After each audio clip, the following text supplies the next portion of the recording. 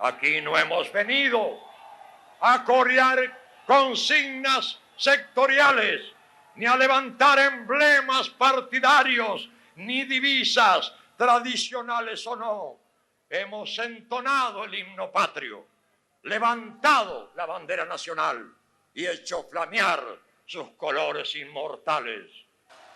Este compromiso también lo asumen pública y solemnemente todos los partidos políticos, porque es imperativo y irrenunciable del patriotismo que el próximo gobierno sea nacional, más allá de la afiliación de los hombres que lo asumen, nacional en su espíritu, en sus miras y en el consenso que necesariamente ha de rodearlo.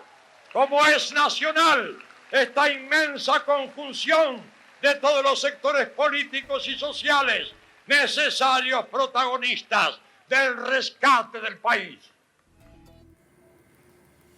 Lo que se escucha parece obvio, ¿verdad? En aquel momento era espectacular escucharlo, extraordinario, realmente. Una cosa como que un acto de rebeldía, tal vez, que expresaba lo que sentía no solamente los que estuvieron allí, que fueron miles y miles, hay quienes dicen que había 400.000 personas, sino la cantidad de gente que no estuvo, pero que de alguna manera adhirió. Porque esto también se transmitió al interior de la República, ¿eh? Sí. No solamente fue aquí en Montevideo, sino que también se hizo, por ejemplo, estoy haciendo memoria y puedo olvidar algún departamento. Por ejemplo, recuerdo en Minas, recuerdo en Paysandú, recuerdo en Florida, recuerdo en Durazno, creo que en Colonia también, y Salto. Algún departamento más. ¿Salto? Creo que... En Salto también me apunta Silvia Ferreira. Sí, fueron varios los departamentos que de alguna manera estuvieron viviendo y protagonizando también la jornada que se vivía aquí en el Obelisco. Señores, estamos en un momento culminante de este programa, porque estamos recibiendo al presidente de tiempo cumplido, como dicen los norteamericanos, el doctor Julio María Sanguinetti. ¿Qué tal, doctor? ¿Cómo le va? Bien, fantástico. Buenas noches. Mirando el túnel del tiempo, ¿no? Sí, de alguna manera, para todos, es para todos. Éramos todos jóvenes y bellos en esa época. Sí. Seguimos siendo bellos, seguimos siendo por lo menos. Está con nosotros también Silvia Ferreira. ¿Qué tal, Silvia? Bien, contenta de estar acá, porque la verdad que han sido unos días muy conmovedores. Sí, me imagino. Bueno, hay una cosa que siempre mi marido decía: no vinimos a escuchar, vinimos a hacernos oír. Qué fantástico. ¿No? Y fue Silvia, así, el pueblo se hizo oír. Claro. Silvia Ferreira era para los periodistas en aquella época Babina, y sigue siendo Babina, la hija de Wilson Ferreira, que de en alguna oportunidad, ella y el Enver Bass también, nos acercaba a algún cassette que venía del exterior con la voz de Wilson Ferreira el Donate, su padre. Gracias por venir, Silvia. Encantada.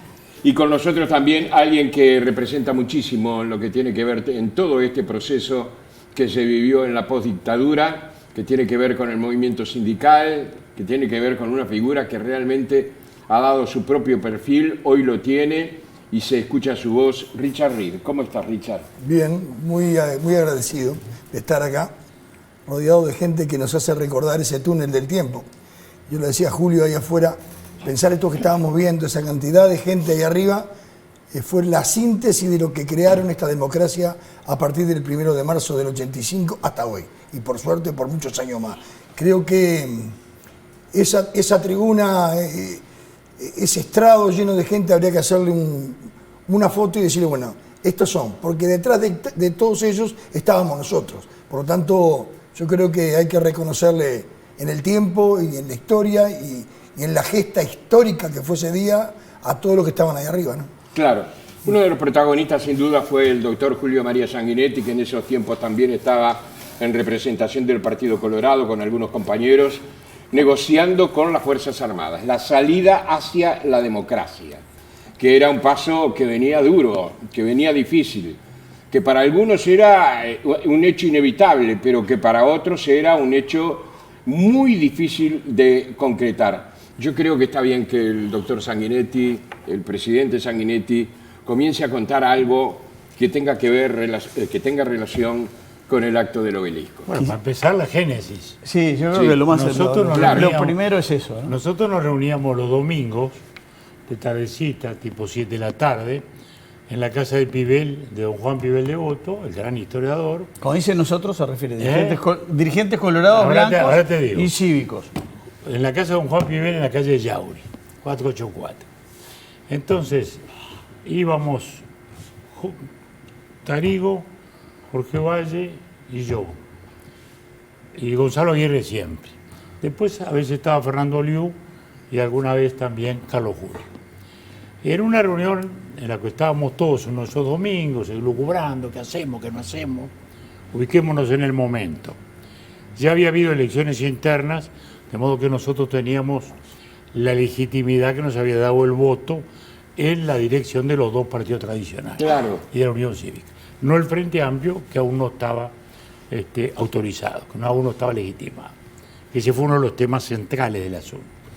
Entonces, ahí se había roto el diálogo del Parque Hotel, que había terminado muy duro entre nosotros y se quebró.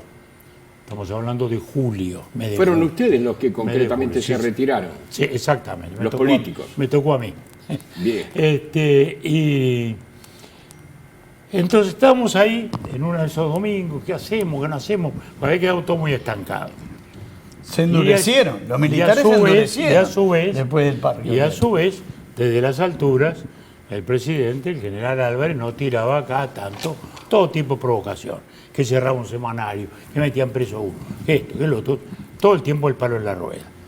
Es más, cuando tú hablabas, Richard, recién de esa foto, habría que recordar, aunque esto es ingrato, pero hace al clima histórico, lo que fue la cadena que luego del acto hace el presidente de la República, general Álvarez, con los tres comandantes, y dice que los glorias patricias de Rivera y Oribe y que el Poncho de Sarabia y el sobre todo de Valle, con todo lo que sacrosantamente representaban, casi textual lo digo, han sido arrastrados al nauseabundo barro de el cambalache dicepoliano, Sí. el cambalache dicepoliano. Bueno, una cosa tan rabiosa que hoy no sé cómo la podemos asumir. Bueno, fue la demostración de que le había pegado Yo fuerte. que le había pegado fuerte. Bueno, pero vuelvo al origen. Eso fue al otro día, además. Sí, del al acto. otro día. Ahí está, al otro día, una cadena brutal, Sí. pues. Era una expresión de Con rabia. una respuesta a un caceroleo espontáneo Una y la voz. expresión de rabia tremenda que, digamos, explica un poco el clima, digo. Porque siempre el tema es ubicarse en los climas de la época. Entonces, un domingo de eso estábamos allí y Jorge Valle, que siempre tenía sus locuras y sus inventos, dice, ¿por qué no hacemos un acto? Y pedimos para hacer un acto el último domingo de noviembre. Y no van a hacer caso. Y bueno, que sí, que no, el no ya lo tenemos. Gonzalo Aguirre hace un escrito y va a hablar a la jefatura con el coronel Varela. Es un militar muy especial, muy razonador, hablaba despacio. Jefe de policía. ¿no? Jefe de policía. A pedirle el permiso. Fantástico. Pasaron los días, no venía nunca el permiso. Y un día, ¡pum! Lo llaman a él, va Gonzalo con Edison Rico y nos habían autorizado. Pero estábamos... 5 días yo no- antes. ¿Eh? 5 días antes. Por eso, era de nada. ¿Qué hacemos? Bueno, entonces ahí, primera duda. Invitamos al frente. Y si esto nos cancelan el permiso, pero sin el frente no vamos a poder seguir. Y bueno, vamos a dar un paso más y arriesgar. Bueno, resolvimos que sí. Ahí llamamos al doctor Cardoso y a Terra, a Juan Pablo. Y el doctor Chiarino también. Y entonces dijimos, bueno, ¿y cómo hacemos el acto? ¿Quién habla? Y ahí fue don Juan de nuevo, Pibel. Me dijo, no, como buen historiador, como en los viejos tiempos, una proclama. Y bueno, ¿pero quién dice la proclama? Y Pibel de nuevo dice, no, hay un hombre para la proclama. Tiene la voz y la postura para la proclama. Alberto Cantón, bárbaro, impecable, era el actor para eso. Porque uno cuando lo oye ahora a la distancia, dice, era el hombre para esto, ¿no? Sí, sí. Porque era el actor con esa voz entre barítono y bajo que tenía, y esa postura y ese tono dramático. Él era un actor fundamentalmente dramático, ¿no? Sí, sí. Pues Guarnero era más de comedia y eso, como la China, de la época esa. Pero Cando era siempre el de los dramas, ¿no? Tremendo. Barranca abajo, me acuerdo. Bueno. Y entonces ahí, bueno, entonces, ¿y quién escribe la proclama? Bueno, a ver, Tarigo y Gonzalo que escriban. Tarigo hizo una cosa a máquina y Gonzalo hizo una cosa a mano, manuscrita. Entonces lee primero Gonzalo al día siguiente. Y Tarigo dice, le faltan los aplausos. No, lo mío es más aburrido. Bueno, entonces hicieron una síntesis de ambas cosas y ahí salió esta hermosa proclama de tono épico, histórico, con un estilo, digamos, muy de reminiscencia histórica, diría yo. Sí, sí. Pero precioso. Sí, sí. Que hoy nos sigue emocionando la distancia. Sí, Babina, sí. ¿cómo vivieron ustedes con Wilson todavía en el exilio? Ya estaba en Buenos Aires, creo, ¿no? ¿O estaba volviendo? No, estaba acercándose, había estado Venía, en iba y Brasil, venía, se pero encontró Buenos con su Aires gente estaba- en Río, después con su gente en Porto Alegre, Ajá. pero siempre acababa volviendo. Ya España, habían dejado Londres, estaban en España, en Cataluña. ¿Y cómo lo vivieron ustedes? ¿Cómo lo vio él desde afuera? Bueno, yo lo viví como todos los Claro, uruguayos. claro, Además, sí. vivía en un balcón privilegiado en el Gaucho. Claro. La llegada de la gente desde el mediodía era ya semi-peatonal y después peatonal. Y yo recuerdo que gasoleábamos un rato y después venían los gráficos cantando con un cartel sindicato de gráficos. Y bajamos y llegamos como gráficas al obelisco. Muy emocionante. Lo tengo grabado, creo que en mis recuerdos más importantes, bueno, junto con la vuelta de mi padre al país, fue ese día. ¿Y cómo lo Porque fue un día interpretó de él? unión, ¿Cómo lo ¿eh? interpretó Wilson ese Bueno, éxito? en aquella época recién había telediscado. Antes teníamos que pedir operadora, que demora ahí con Londres. Y entonces, claro, estaban pendientes. Muy tarde en la noche, no había los medios que tenemos hoy de comunicar, de mandar una Claro. foto al instante, contando. Era un gentío, la gente llenó y se desbordó por 18 y por el parque. Y bueno, muy emocionante. La verdad que la multitud nos sorprendió a todos. Sí, Ajá. sí. Porque el régimen ni soñaba con algo de esto. Y nosotros sí, teníamos ya los partidos funcionando, ¿no? Pues no es lo del 80. Lo del 80 el plebiscito, ahí estábamos todos silenciados, ¿no? O sea que fue mucho más difícil. Acá teníamos, por lo menos, pero esta multitud no la soñó nadie.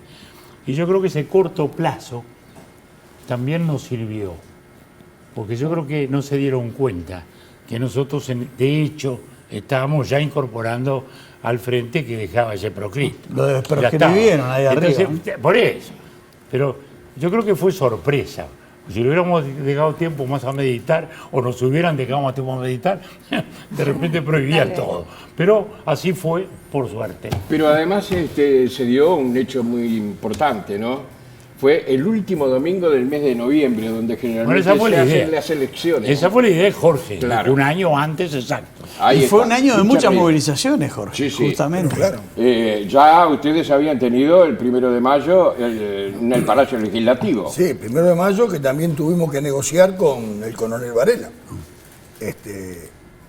Que al igual que en el noviembre a los partidos políticos nos avisaron una semana antes de la autorización.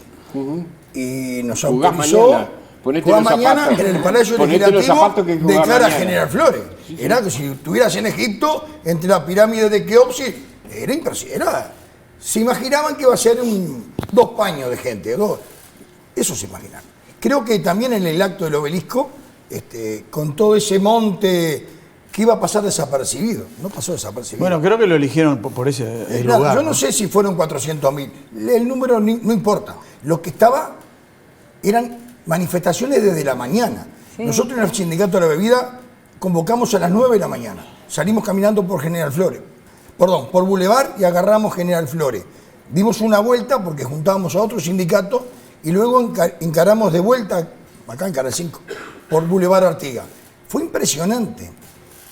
La alegría de la gente de esa manifestación, que en el caso nuestro, efectivamente veníamos del 1 de mayo del 83, de toda la secuencia de paros de 5 minutos, 10 minutos, del ayuno de Perico en Pérez Aguirre. Pérez Aguirre, pero después el 9 de noviembre, donde con la prohibición de los militares de una manifestación en el 18, hubo una represión enorme. En la Plaza de los Bomberos. Enorme, yo me acuerdo. A caballo, fue tremenda. Asiaín, que era un militante de CBI, del Partido Colorado, lo masacraron a palo, a Carlitos Pereira de Funza.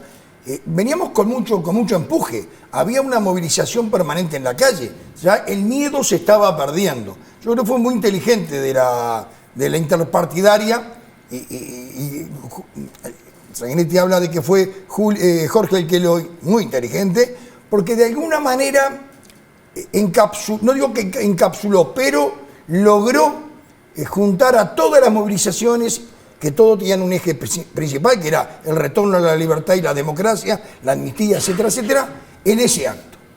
A nosotros nos dio el empuje de convocar al paro general del 18 de enero, que fue el primer paro general, que fue contundente, enorme. Creo que, hubo, porque y ese año la interpartidaria convoca a la intersectorial y a la intersocial y sale la CONAPRO, que yo lo he contado muchas veces en muchas partes del mundo, es un caso inédito en el mundo, ¿verdad? Que en una salida de dictadura hubiera ámbitos donde estuvieran todos los partidos políticos y los sectores sociales discutiendo un programa o la idea de un programa de qué Uruguay habría a partir del 85. Comisión Nacional Programática. La Comisión Nacional Programática. Creo que para la generación nuestra del 83, una experiencia riquísima, y sin duda en ese estrado estaba el Pepe Dería, por ejemplo, estaba Mitil Ferreira de ASU, y había otros compañeros militantes también más del movimiento sindical que lo pidieron por organizaciones. Ahí está, por organizaciones partidarias, muchas de ellas, porque Mitil seguramente estaba por el PDC o por ASU. Yo creo que fue la síntesis de todo lo que venía sucediendo en Uruguay. Luego de ese acto, bueno, al otro día vino esa respuesta que ustedes comentaban, concretamente de las Fuerzas Armadas, más concretamente de Gregorio Álvarez, que salía en cadena de televisión en una situación que parecía bastante amenazante, ¿verdad? Pero a él le achicó el espacio completamente. ¿Ah, sí? Porque era evidente que adentro de las Fuerzas Armadas había un clima que no le era fácil a él. Y que ya de algún modo lo habíamos vislumbrado, lo habíamos visto. Con Pibel a veces nos dábamos, volábamos la imaginación, y Pibel decía que encontrar altajes, pues el militar que nos saque este lío, y lo encontró que nos Medina. ayude a salir. Y fue Medina, que fue después Medina, y que en el Parque Hotel había sido muy duro. No tanto como Rapela, porque Medina era de poca palabra. Rapela era de Álvarez, ¿no? Era muy claro y muy contento. Rapela sí, Rapela era muy verborrágico. En fin, pero era el portavoz de ellos, además. Pero ahí ya había claramente dos sectores, porque por algo se había definido el cronograma. Lo que estaba pasando es que se estaba queriendo entorpecer el cronograma. Y lo de el domingo, un año antes, el domingo, último domingo de noviembre, era eso. Era decir, bueno, el cronograma está, ¿no? Acá lo dijo la gente, ¿no? Que nadie se achá. Yo diría, hizo un poco irreversible el cronograma. Y hay un poco esa rabia que se expresó, pero los comandantes estaban en otra ya. No estaban en esa línea ahí. Ya no le iban a aguantar cualquier cosa, por suerte, a mi juicio. Pero esto son intuiciones. Por eso luego, meses después, pudimos articular otras cosas. Una anécdota breve. Sí. Los estados son ellos, pero que ratifica eso. Yo en el libro que escribí sobre Álvarez lo fui a ver 2 veces a la cárcel. Y salió el tema del discurso. Y le digo, ¿estaba usted con los comandantes? Porque todo el discurso, si ustedes lo ven, es un primer plano de Álvarez. Casi no se ven. Los comandantes están en los costados. Y Álvarez me dice, ¿estaban los comandantes? Estarían escondidos abajo de la mesa, me dijo. Wow. Mostrando, me lo dijo él textual, mostrando de alguna manera lo que usted está diciendo. Seguro, porque él ya no podía. Ella no podía, ya tenía mucha gente enfrente. Porque incluso hay una cosa que siempre discutíamos a veces con los políticos o con los dirigentes y con los amigos. Y yo le decía, bueno, hay que entender en el mundo militar. Ustedes ténganle cuidado a muchos que lucen de progresistas, porque son los que quieren hacer política, son los que nos quieren sustituir. Pensemos en que acá nos va a ayudar un militar, de los que no tiene vocación política, sino vocación militar, y que no están soñando con eso. Cosa que en cambio, sí, claramente, Álvarez. Cosa que no era el caso de los otros. Y que bueno, era lo que decía Medina. Nosotros hicimos el golpe de Estado, está bien, muy bien. Entendimos entonces que era así. Pero con la misma claridad que entendimos eso, entendimos que no era para quedarnos toda la vida. Era para superar lo que nosotros entendíamos, que tal y que cual. Pero ahora no vamos a servir la ambición personal de un hombre. O sea, ese era el otro discurso, adentro de las Fuerzas Armadas. Seguro, después de río de gente, ¿quién iba para atrás? Ya, yo creo que ahí se le hizo muy irreversible. Igual, hasta el último día, porque pensemos esto, el Club Naval es en agosto. Y la elección era en noviembre. Sí, es todo muy acelerado. O sea, hasta agosto no sabíamos cómo terminábamos. Si salíamos, no salíamos. En el 84, ¿no? Sí, sí. O sea, el año siguiente. Sí, ¿no? sí. Estábamos, íbamos, veníamos. Y eso fue en agosto. O sea que, bueno, todo un tema. Sí, sí. Fue de algún modo, no sé cómo lo interpretó Wilson, pero fue de alguna manera una expresión concreta de la derrota política del régimen. Porque militarmente estaban intactos, a diferencia de Argentina, pero fue la expresión. Yo tengo la carta, porque fui el 1 de mayo aquel, con mi hija de 9 años, llevaba un cartel adelante, acompañaba una columna de compañeros blancos. Bueno, el obelisco insuperable, pero quedó una muy buena, que es la llegada de los niños de Europa en diciembre. En la EBU. Un avión que aterrizó con niños que venían de Holanda, de España, de Suecia, acompañado de gente de la Cruz Roja Española y senadores de Felipe González. Y exiliados españoles, uruguayos, perdón, en Madrid. Y esos niños que llegaron en diciembre, bajaron de un avión, los metieron en un ómnibus, tardaron 4 horas en llegar a Evo, porque en diciembre toda esa línea divina de playa que tiene Montevideo estaba así de bañistas que se precipitaron a aclamar a los niños, a saludar a los niños pobrecitos que estaban muertos de calor dentro del ómnibus. Sí, sí, claro. Y fue otra demostración Claro. de la gente que quería demostrar. Recordar en ese momento a esos niños que estaban criando lejos de su país, lejos de sus abuelas, que los esperaban en Aevo, o de sus parientes, sus primos. O sea, para mí fue también otra cosa que marcó que ya no parábamos más. Algo íbamos a seguir inventando. Claro. En Uruguay no había ocurrido las Malvinas, por ejemplo, ¿verdad? No habíamos llegado a ese momento. La pregunta podría ser para el doctor Sanguinetti, pero se lo voy a hacer para Richard Reed, a ver qué responde.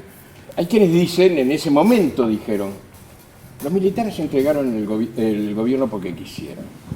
Quisieron salir de una situación económica que estaba muy complicada, recordemos la tablita, por ejemplo, pero tenían todavía el suficiente poder como para extender su gobierno. ¿Estás de acuerdo con eso, Richard? Yo creo que a esas preguntas debe haber tanta respuesta como actores en aquel momento. Probablemente. La mía es que yo creo que, y comparto lo que dice don Julio, que no supieron leer política. No supieron leer política.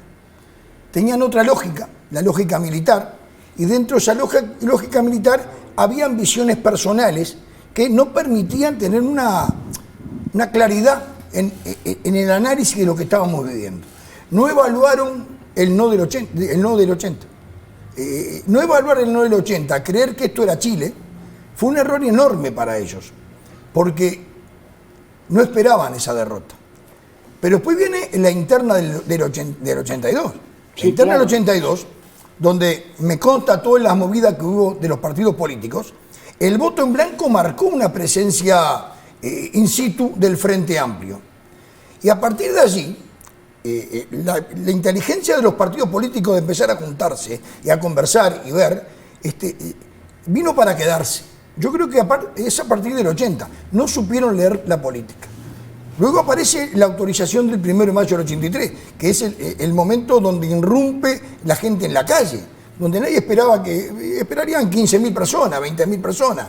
Hablan de 100 y pico de mil, yo no sé si eran 100 y pico de mil, pero era una multitud que rompió Mucha el gente. Miedo, ¿verdad? Rompió el miedo.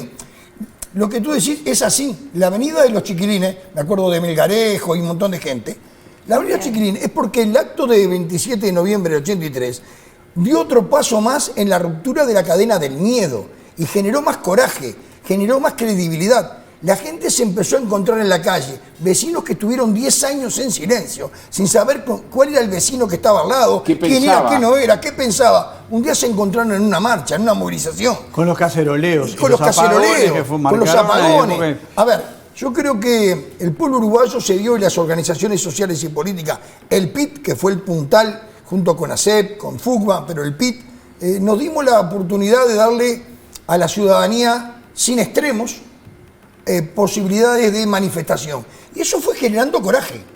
Y había una situación muy transversal, que yo quiero destacarlo y llevarlo a la realidad de la región y del mundo hoy. Había una transversalidad en la discusión, con mucho respeto y tolerancia en las diferencias. Con todo eso que hicimos, se construyó con tolerancia.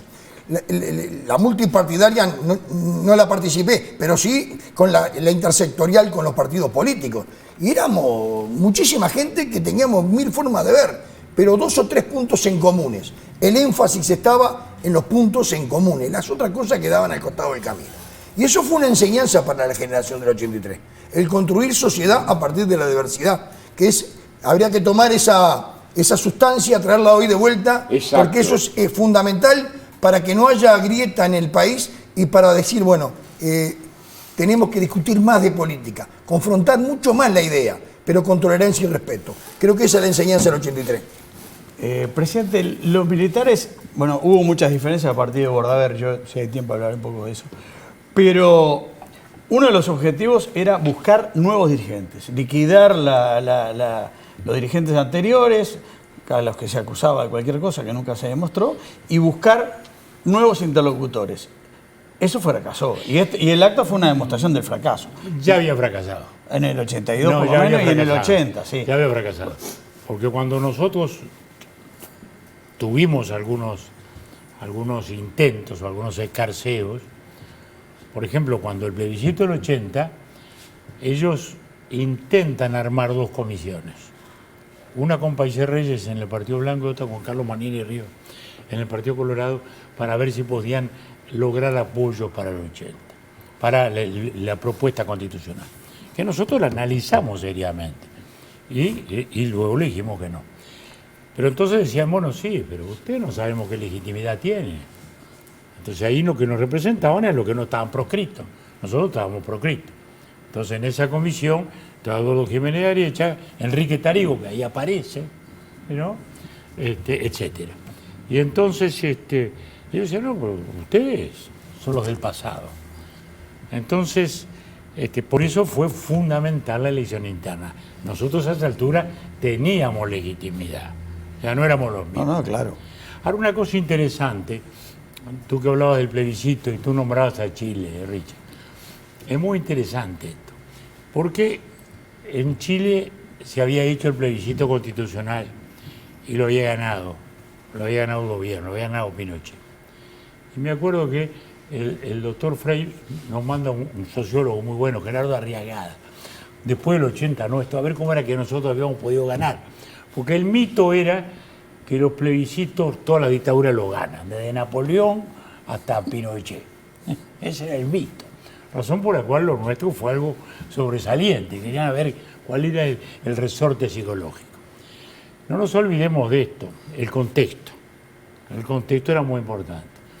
Estaba cayendo la dictadura argentina. Aparecía Alfonsín. La dictadura brasileña, que era muy rara, Sí. los líderes de la oposición estaban en el Parlamento. Sí. Guimaraes y esto. Lo que nunca pensaron los militares brasileños es que ahí iba a haber un arreglo entre el grupo partidario de ellos, que era el que se hacía Sarney, y el de los opositores. Que de ahí salió la fórmula Tancredo-Sarney. Muy bien. Pinochet estaba fuerte, duró 5 años más, recién en el 89. Paraguay estaba en su siesta eterna con los Turner. Sí. Hasta que el concuñado, el consuegro lo echa. Rodríguez, ¿no? Rodríguez. 5 años después también, 5 años después. Que recuerdo que ahí fuimos, me acuerdo que nos llamamos con Alfonsín y dijimos, ¿qué hacemos con esto? Porque era un lío entre militares, de la familia además. ¿Qué hacemos?